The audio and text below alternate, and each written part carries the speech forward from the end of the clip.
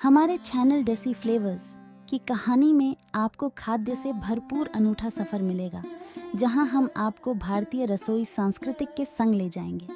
हर video में आपको मज़ेदार रेसिपीज़, नई खाद्य समाचार और भोजन से जुड़ी रोचक जानकारियां मिलेंगी। हमारे साथ जुड़कर आप एक नए स्वाद के सफ़र में खो जाएंगे। सब्सक्राइब करें और साथ में चलिए, क्योंकि खाना एक कहानी बनाता है। तो चलिए शुरू करते हैं। वड़ा पाव का नाम सुनते ही मुंह में पानी आने लगता है, और क्यों ना आए, यह डिश होती ही इतनी स्वादिष्ट है। तो चलिए जानते हैं वड़ा पाव से संबंधित रोचक बातें। मुंबई का नाम सुनते ही दिमाग में वड़ा पाव आने लगता है, और आखिर इसमें कुछ गलत भी नहीं है। हर राज्य की अपनी एक अलग पहचान होती है, वह किसी न किसी खास चीज़ के लिए जाना जाता है। ऐसे में भले ही मुंबई को महानगरी कहा जाता है और यह कई लोगों के सपने पूरे करता है, लेकिन यह राज्य वड़ा पाव के लिए पूरे देश विदेशों में मशहूर है। हम में से ज़्यादातर लोगों ने वड़ा पाव ज़रूर खाया होगा और यह भी जानते हैं कि इसे कैसे बनाया जाता है। वड़ा पाव को आलू और बेसन से बनाया जाता है और इसके बीच में हरी मिर्च और स्पेशल चटनी रखी जाती है। लेकिन क्या आपने कभी यह सोचा है कि वड़ा पाव को कब और किसने बनाया होगा, और यह डिश मुंबई में इतनी फेमस कैसे हुई? अगर नहीं तो आज हम आपको इन्हीं सवालों के जवाब देंगे।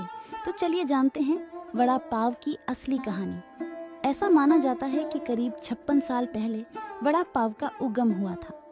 वड़ा पाव को 1968 में अशोक वैद्य नाम के एक शख्स ने बनाया था, और उनके द्वारा पहला वड़ा पाव स्टॉल दादर स्टेशन पर लगाया गया था।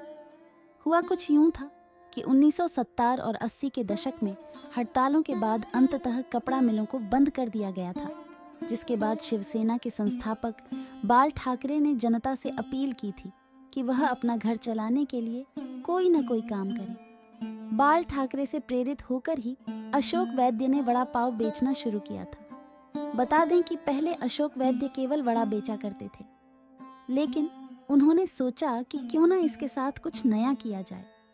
ऐसे में उन्होंने पाव के साथ वड़ा और आलू बेचने की सोची, और फिर पाव के बीच में वड़ा रखकर बेचना शुरू कर दिया। वड़ा पाव को खास स्वाद देने के लिए अशोक वैद्य ने इसके साथ मिर्च, लहसुन, नारियल और मूंगफली से बनी चटनी भी बनाई, जिससे वड़ा पाव का स्वाद दोगुना हो गया।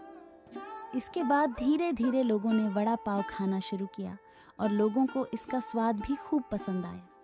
इसके बाद तो मुंबई के हर चाक चौराहे पर वड़ा पाव मिलने लगा, और ये कहना गलत नहीं होगा कि वड़ा पाव मुंबई वालों के लिए खास बन गया। हालांकि वड़ा पाव भारतीय व्यंजन है, लेकिन इसमें इस्तेमाल होने वाली दोनों ही चीज़ें भारतीय नहीं हैं।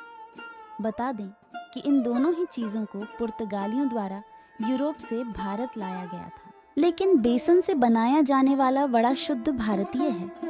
वड़ा पाव के पहले मुंबई में दक्षिण भारत की डिश उडुपी फेमस हुआ करती थी, लेकिन शिवसेना चाहती थी कि वह मुंबई शहर में अन्य राज्य की चीज़ों को बढ़ावा देने की बजाय अपने शहर की चीज़ों को महत्व दें। ऐसे में शिवसेना पार्टी के द्वारा स्थानीय चीज़ों को प्रोत्साहन देने के बाद ही वड़ा पाव ने उडुपी की जगह ले ली। और यही नहीं, बल्कि वड़ा पाव डिश मुंबई के लोगों के लिए खास बन गई।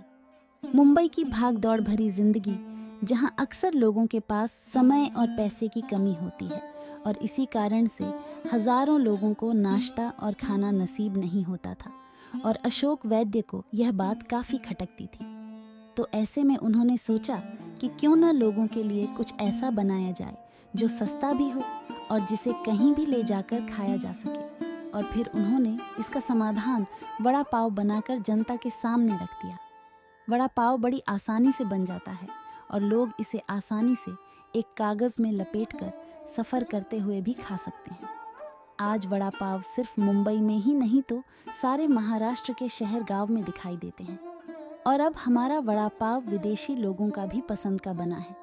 विदेशी रेस्टोरेंट्स में भी मिलने लगा है। इस वड़ा पाव को बनाने में 3 तरह की चटनी का इस्तेमाल किया जाता है।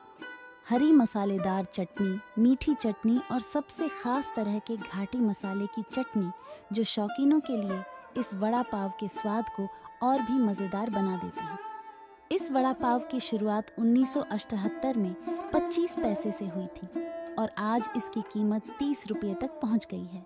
90 के दशक के दौरान मैकडॉनल्ड्स के बर्गर द्वारा वड़ा पाव को टक्कर देने की सोची गई थी, लेकिन इसमें मैकडॉनल्ड्स वाले सफल नहीं हो पाए और आज तक मुंबई के लोगों की पहली पसंद वड़ा पाव है, या दूसरे शब्दों में कहें तो प्यार वड़ा पाव ही है। मुंबई के रहने वाले धीरज गुप्ता को इस साधारण सी दिखने वाली डिश की असाधारण क्षमता का अंदाजा पहले से ही था। वह वड़ा पाव को देश के विभिन्न हिस्सों तक ले गए और इसे मैकडॉनल्ड्स, डोमिनोज और पिज्जा हट में बिकने वाले विदेशी खाने के बराबर लाकर खड़ा कर दिया। धीरज ने 2 लाख रुपए के शुरुआती निवेश के साथ जंबो किंग बर्गर की शुरुआत की, जो अब 100 करोड़ रुपए की व्यावसायिक इकाई बन गया है। जैसे जैसे समय बदलता गया, वैसे ही वड़ा पाव में कई बदलाव आए। आजकल वड़ा पाव, नाचो पाव और न जाने किस किस तरह से लोग इसके साथ प्रयोग कर रहे हैं और वड़ा पाव के नए रूप भी लोगों को पसंद भी आ रहे हैं। कहा जाता है कि अगर कोई मुंबई जाता है तो एक बार वड़ा पाव का स्वाद जरूर लेता है, और अगर उसे वड़ा पाव नहीं खाया तो उस व्यक्ति का मुंबई जाना बेकार माना जाता है।